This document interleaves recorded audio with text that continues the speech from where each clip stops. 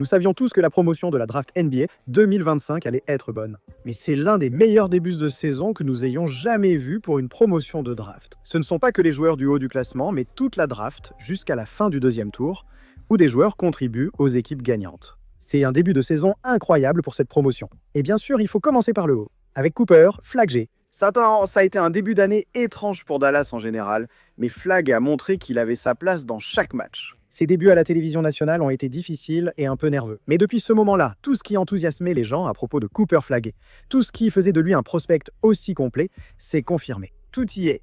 Il crée du jeu, prend des rebonds, défend, lance des contre-attaques. On observe des éclairs de création balle en main, il prend des dribbles hand-off et enchaîne avec un tir, même à 3 points en sortie de dribble. Et c'est exactement ce qu'on veut voir. On veut voir tout ce qu'il était censé être en tant que prospect.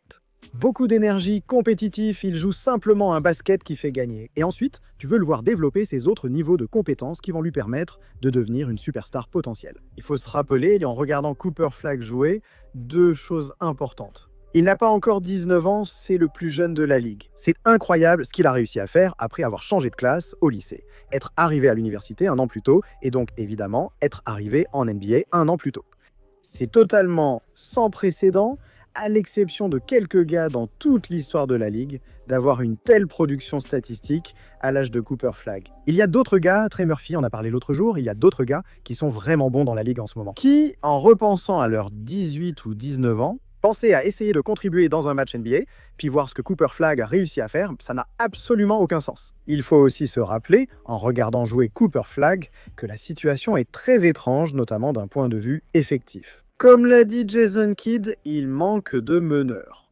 Il utilise très peu d'Angelo Russell et les arrières en général. Et c'est Flagg et un tas de grands gabarits, ce qui t'aide évidemment en défense et au rebond. Mais pour quelqu'un comme Cooper Flagg, qui a déjà besoin de se développer en tant que créateur balle en main, en termes de création, en termes de travail dans l'espace, avec un espace limité, parce qu'il y a trop de grands, il y a plein de gars sur le terrain qui ne vont pas jouer. Ça complique encore plus les choses autour de lui. Le voir continuer à contribuer est très positif pour les fans des MAPS, malgré quelques problèmes de perte de balles. Il devra encore gérer et surmonter de nombreux défis cette année.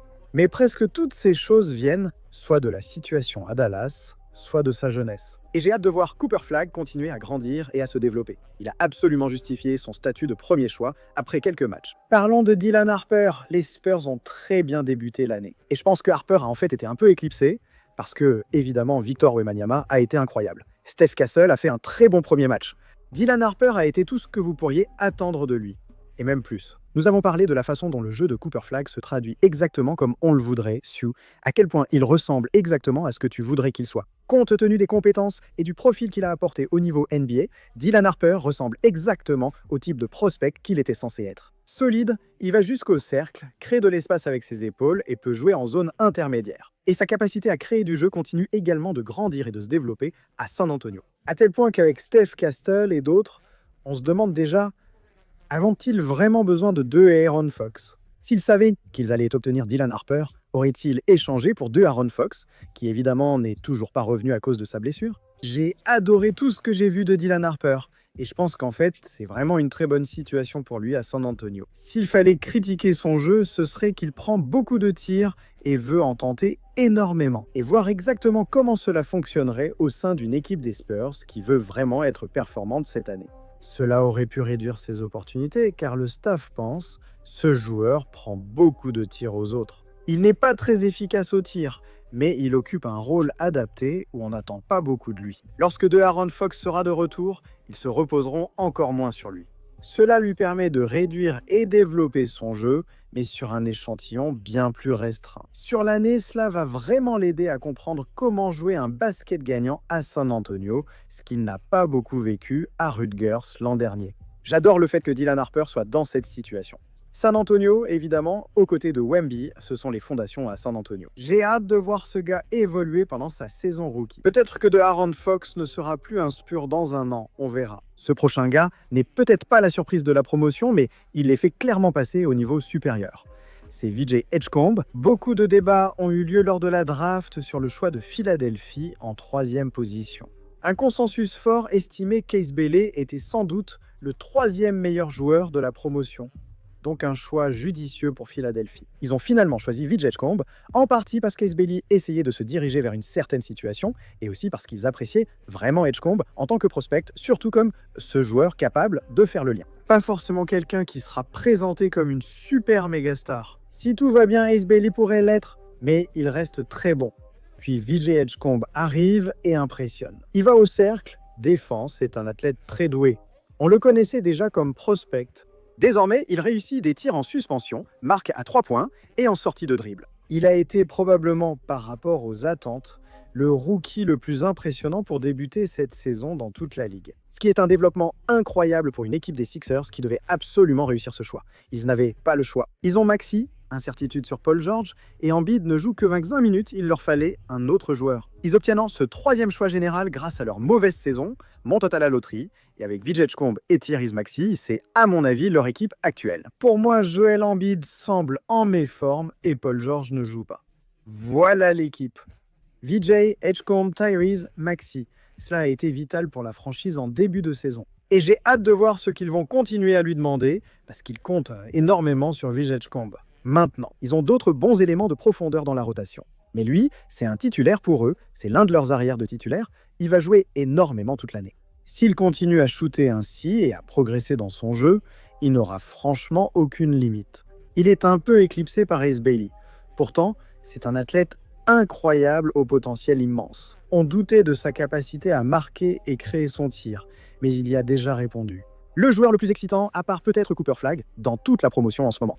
C'est comme ça qu'on sait que cette promotion est vraiment bonne, parce que je n'ai même pas encore sauté de choix. Onkinipo, 4e à Charlotte, a aussi été excellent. Évidemment, son potentiel et sa marge de progression sont moindres que ceux de certains joueurs, même Ace Bailey. Ils ont été choisis juste après lui.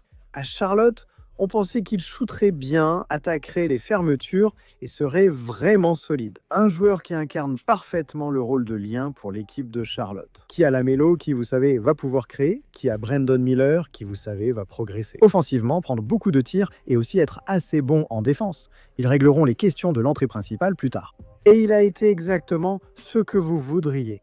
Il tire incroyablement bien à 3 points. Il est capable d'attaquer les fermetures quand les équipes sont trop agressives en venant sur lui. Il a réussi de belles finitions près du cercle et il n'a pas été complètement mauvais en défense. Et c'est tout ce que Charlotte voulait. Charlotte savait que pour réussir, l'équipe devait se construire autour de Lamelo et Brandon Miller. Et ils avaient besoin de quelqu'un pour faire le lien entre ces deux styles de jeu d'un meneur balle en main.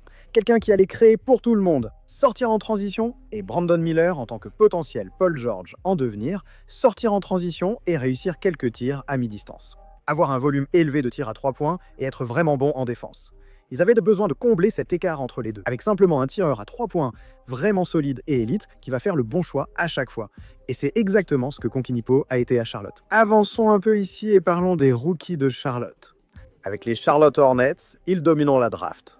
Ils ont Knipo, James et Carl Prenner. Ils ont été choisis au 2e tour et tous les deux non seulement jouent beaucoup, mais contribuent aussi de manière décisive aux victoires. Il y a la protection du cercle et le tir à 3 points, qui n'était pas le point fort de James à l'université et lui était reproché comme prospect. C'était qu'il n'était pas un bon tireur à 3 points. Et il tire vraiment bien à Charlotte. Pour une équipe avec des joueurs comme Brandon, Miller, Lamelo et d'autres éléments intéressants.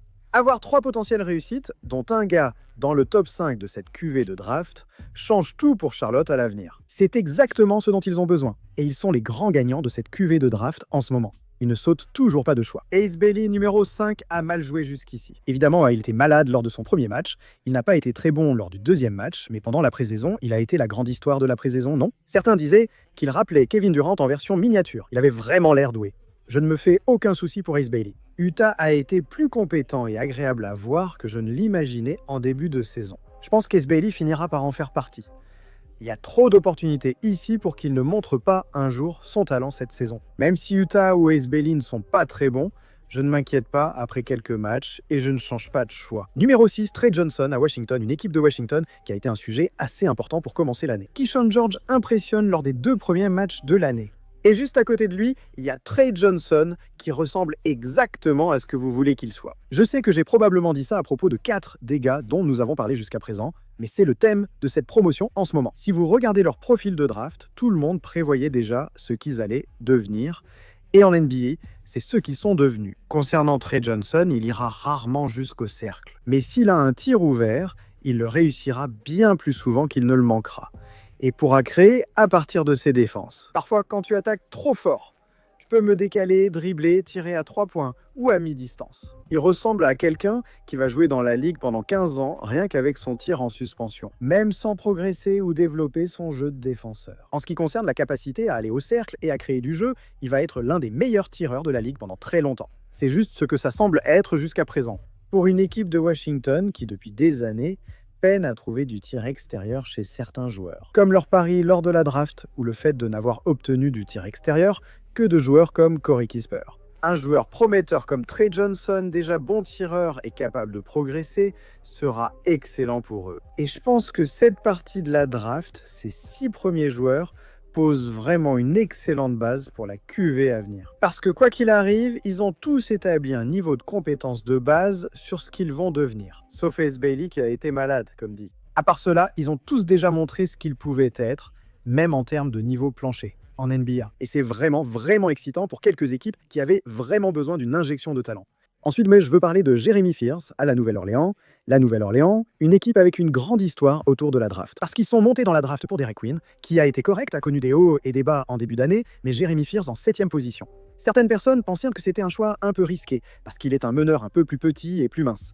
Est-ce qu'il pourra vraiment défendre un jour? Offensivement, il semble parfait, un vrai meneur créateur capable d'atteindre ses zones favorites. Il ne sera sans doute jamais All-NBA, mais il deviendra un excellent meneur. Pour la Nouvelle-Orléans, la saison est cruciale après avoir échangé leur choix de premier tour. Pouvoir voir des résultats immédiats de la part de quelqu'un comme Fears et ensuite espérer une progression continue de quelqu'un comme Derek Queen, c'est vraiment positif pour eux. J'ai dit plutôt que, comparé aux attentes, VJ Edgecombe a été le rookie le plus impressionnant de sa classe. Je retire ce que j'ai dit parce qu'en 11e position, il y a Cedric Howard de Memphis, qui est-ce qu'il a déjà raté un tir? Je ne suis pas sûr qu'il l'ait fait. Il a été incroyable. D'ailleurs, c'est un gars qui est censé jouer à Duke en ce moment. Il a progressé en basket universitaire, devait rejoindre Duke et est devenu la révélation de cette draft. Soudain, il est choisi 11e. Alors, quand vous regardez Duke cette saison, gardez-le en tête. Ce gars qui brille actuellement à Memphis devait aussi être dans cette équipe. Il a aidé tout ce que Memphis recherchait chez un ailier depuis une demi-décennie. Ils ont été cités dans des rumeurs d'échange pour Michael Bridges et Oguga Anunoby et ont drafté Ziaire Williams. Ils ont fait toutes ces choses différentes pour essayer de trouver exactement ce que Cedric Howard a été lors des premiers matchs de sa carrière NBA. Il écarte, part en transition et défend. C'est un athlète exceptionnel, capable d'aller au cercle et de finir les alley-oops. On ignore si cela durera. Et si tu avais écrit le scénario? Début idéal pour Memphis pendant cette intersaison de transition où ils ont échangé Desmond Bane et recruté Ty Jerome. Ils ont eu beaucoup de blessures sur le front de court pendant l'intersaison. Il te faut quelque chose à quoi t'accrocher. Surtout dans un scénario où Ja Morant avait déjà des problèmes de blessures, Jaren Jackson avait déjà des problèmes de blessures. Voici Cedric Howard, qui a été le rookie le plus impressionnant par rapport à sa position à la draft dans toute la promotion. Comme pour d'autres joueurs évoqués, cela impacte fortement l'avenir de Memphis. Je pense que certains vont s'énerver. Je ne cite pas le rookie de leur équipe, Format Robert Locke-Bazan, mais il y a d'autres joueurs.